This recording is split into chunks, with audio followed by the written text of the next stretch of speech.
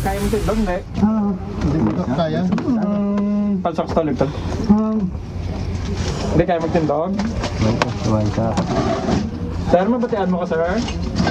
Ang live kung batian mo ka, be? Talad nga talad na stretcher pa na talad.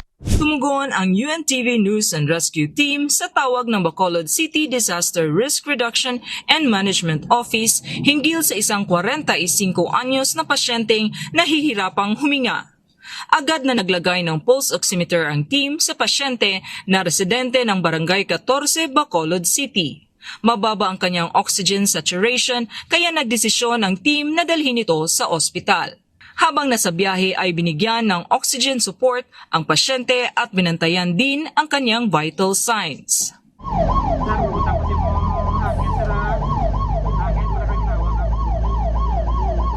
Ayon sa ina ng pasyente, may history ng hika ang pasyente at halos 5 araw na ring nilalagnat. May problema rin sa pag-iisip ang pasyente ayon sa nakababata nitong kapatid.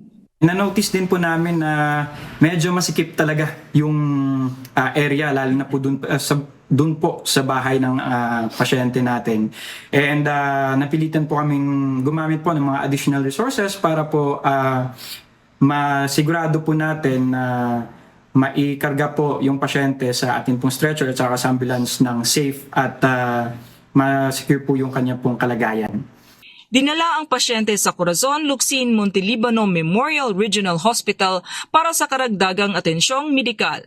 Sa mga nangangailangan ng agarang tulong sa panahon ng aksidente o sakuna, maaaring makipag-ugnayan sa UNTV News and Rescue Hotline 8911-UNTV o 8911-8688. Linagyangan UNTV News and Rescue.